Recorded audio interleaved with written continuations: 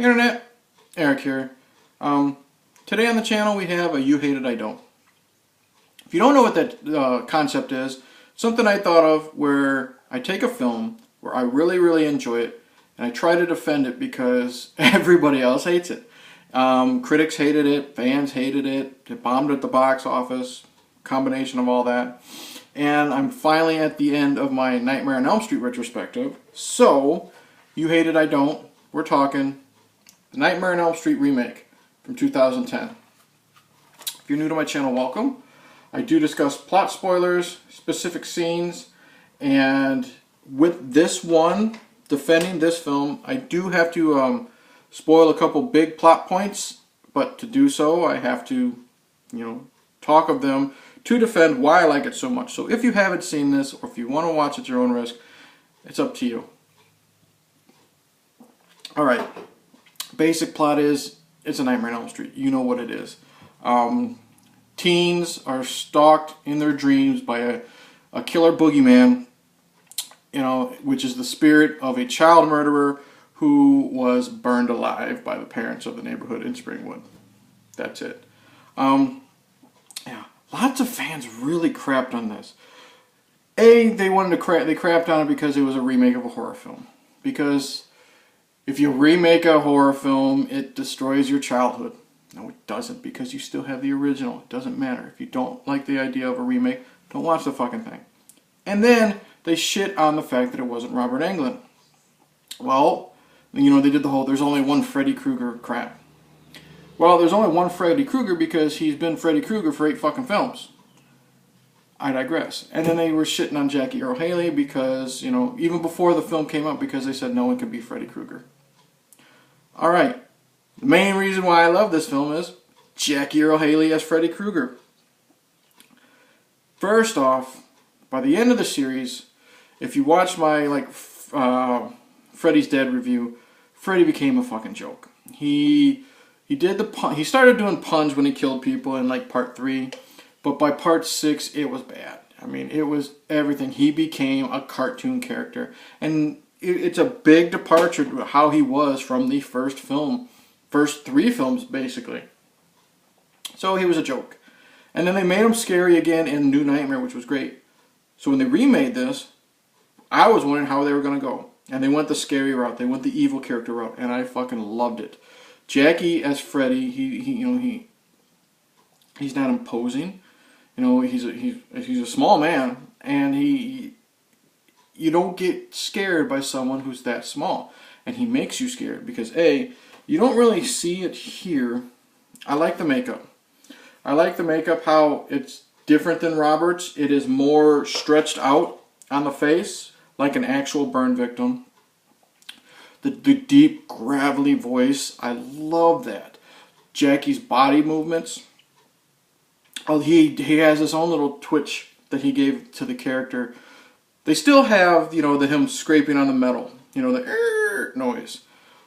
But Jackie added this thing where you see him walking like he's stalking his prey, and he just takes his glove and he just moves his 2 fingers like that, and you can hear, the scrapes and it going through the wind. It's like, think of it like a baseball player getting ready to, swing that bat. They see the ball coming, he get that little extra swing, and he's swinging. He's stalking his prey. He's getting his glove ready to hack and slash. Love it. He is scary. He's not, the court jester. He's not a joke anymore. He has a couple little one-liners, but they fit perfectly. He's stalking Kris, who you think is the lead girl. Because it's kind of like the original. You think Tina is the lead girl, and then we follow Nancy. Kris is played by Katie Cassidy. She was also in the Black Christmas remake. She's having a dream, and she's looking for her dog, and suddenly she sees her dog laying dead on the ground. And he says, I was only trying to pet him. Freddy kills an animal, a helpless animal. You're evil. The other one-liner that I picked up on was Nancy, played by Rooney Mara. She says, fuck you to Freddy. He says, sounds like fun. It's a little short or a little quick or something like that. But those are the only one-liners I picked up. The rest is just him being he's taunting these people. When Kris dies, and Freddy is now stalking the boyfriend, you know, he would be like the Rod Lane character, you know, blamed for the murder. He's stalking him, and after he, you know, already cuts him, and he does like what we think is the death blow, he's still taunting him. He's like, you know, when the heart stops, the brain is still alive for 7 whole minutes. We have 6 more minutes to play. Stuff like that. I really, really love that. The acting is okay. The characters are at least likable. Rooney Mara as Nancy is decent. She's got a good chemistry with whoever the male lead is. That's not the Rod Lane character. You know, because they're working together to try to figure out how to defeat Freddy. Katie Cassidy is very likable as Kris, you know, the blonde. Yeah. Who is it? The parents are likable too. We have, what the hell is her name? You say it here? No, it doesn't. The woman who plays Nancy's mom, she's in season 1 of American Horror Story, and she's in the show Nashville. Can't think of her name off the top of my head. She's very likable as Nancy's mom. She's very sympathetic. You believe her when she says she's worried about Kris. Clancy Brown's in this, playing a good guy. Good guy. You know, he's one of the guys that torched Freddy, but you believe him when he's worried about the student, you know, his son and the rest of the kids. And then when he gets confronted about burning Freddy alive, you believe him when he says, I did it to protect you. And great performance from Clancy Brown, like always. I like the creativity in this movie. When Freddy's stalking Kris, she falls asleep in her classroom and she screams, and all of her classmates burst into ashes. Oh my God. And then you see Freddy in there, and he's just scraping on the chalkboard. You know, I think he's counting, you know, 1, 2, like hide and seek. Great stuff. When, again, he's chasing Nancy, and they pay homage to the scene where Nancy's running up the stairs, and she falls through the stairs in the first one. She falls through like this big giant puddle of blood, and she can't get out. I love it. So much fun, so creative. Freddy's scary again, and I just love when he's stalking Kris, and then suddenly for no reason he's stalking her in the classroom, but it's flooded. They're walking through pools of water. Doesn't explain why, but it's great, like ambiance, and just I love the way it is. It makes you feel dirty and stuff like that. What else can I say without getting into a couple? There's a scene where Quentin I think is the male lead. Quentin and Nancy are doing their research, and eventually Quentin finds out that if you've been awake for so long, you can suffer micro naps, which is basically sleepwalking. I don't know if micro naps is a technical thing, but another creative thing is he's going to get his prescription refilled. Nancy's waiting in the car. She's trying to stay awake. She's slapping herself. She won't work, so something I thought was a cool idea. She heats up the cigarette lighter in the truck and burns herself to wake up. Eventually, she can't wait for Quentin enough because the doctor won't refill his prescription. She goes into the drugstore, and it's cool because she's obviously micro-napping, and it's a great back and forth between her walking through the drugstore, being stalked by Freddy, and then you see, you know, she's walking through the drugstore alone, and then quick edit, and she's in the boiler room, and then quick edit back and forth as Freddy's stalking her, slashing at her, and you see Freddy then disappear, but you still see the drugs falling off the countertops. Love it.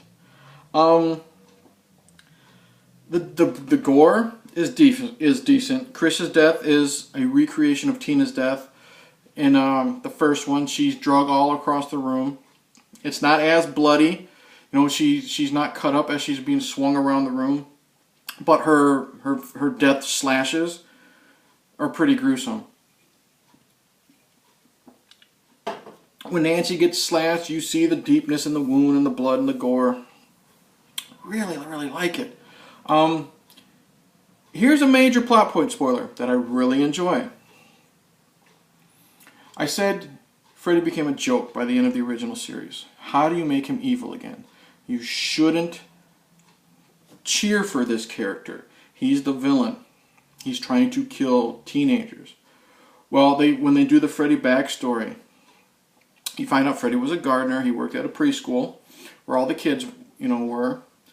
And eventually the parents thought that the kids were acting weird and finding marks on them. So they thought that Freddy was molesting the children. And I love how this worked is, for a while they made it seem like Freddy was killed and burned alive, an innocent man. I liked that. You wondered, it made you think for a while, is he getting revenge because he was wrongly murdered?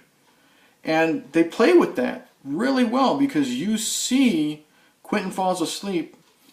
Quentin witnesses Freddy, running down through this abandoned construction yard, and he runs into like a boiler room factory or whatever you would call it.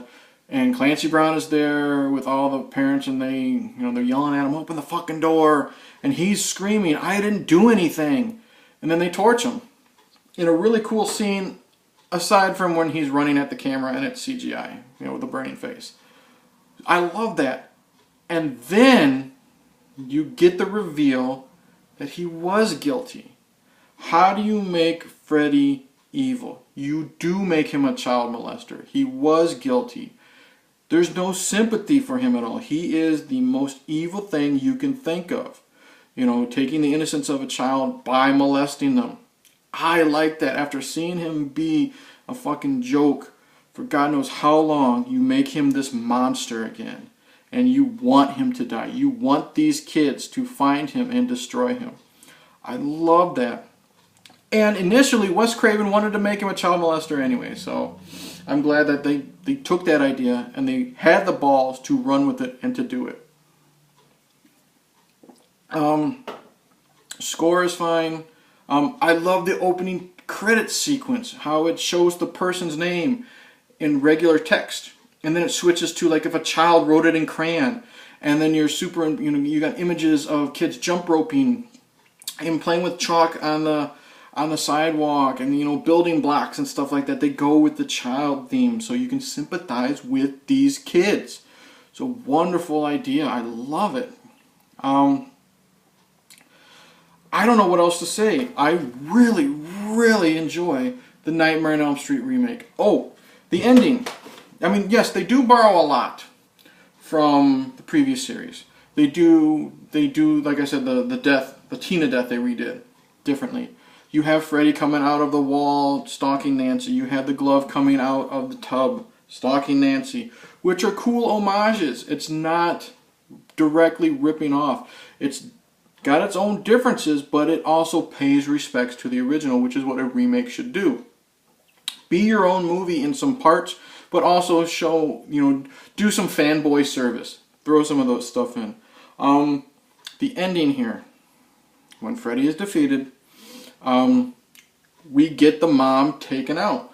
And it's so much better here than it was in the original. If you go back and watch my review for Nightmare on Elm Street, the original, I liked the concept of how you find out Freddy's still alive, because that happens in every film. How he takes out the mom. And the effects are just god-awful. Here, love it. I love how it was a jump scare. And then a lot of people complain that a lot of the scares here in this film were just jump scares. Well, you know what? Jump scares can be fun. You get that adrenaline rush. You get the holy shit, and then you're relaxed. It's fun. Especially if you've seen this movie before and you're watching it with someone who doesn't do jump scares well. So you have that anticipation of watching them. It makes the movie fun. It's like going into a spook house or a haunted house, and you're waiting for other people to jump out at you. You got the anticipation. I think a lot of it works here. So much fun. And I was speaking of the ending. The way they take out the mom, much, much better. It's another good jump scare. Some good CGI gore, but it's a great way to end the movie. And then they end it with the song Dream. I don't know the song. Dream, dream, dream, dream, dream. It's the best as I can sing. They play that song twice, and I love its use of it. You know, that from the 50s or 60s or whatever it came from. Great use of that song. So overall, I highly recommend, highly enjoy Nightmare on Elm Street, the remake. You hate it. I don't. I think I put it above. I have more fun with this than I do with the Friday the 13th remake. Jackie's fantastic as Freddy. Overall, the lead actors and actresses are very likable. They have good chemistry. Creative ideas here that makes the movie its own. Nods to the original. I like that little, I won't spoil it, I like that, you have to pay attention to the little brief reference to the Pied Piper of Hamelin. The way it's shot, the editing in between reality and the dream world. Freddy being as evil as you can make him. Don't know what else to say. Highly, highly recommend. Highly enjoy A Nightmare on Elm Street from 2010. Directed by Samuel Bayer. No idea who it is. But anyways, you did a good job, Samuel, I'll tell you that. So, thank you for watching. Please like and subscribe. Click the bell. Comment below. I'm finally done with this series and the Friday the 13th series. I'm getting into requests now, so I got a lot coming up. A lot I want to do, a lot I don't want to do. More cartoon commentaries. Excuse me. So, yeah. In the end, cheers, and Nancy, you were always my favorite.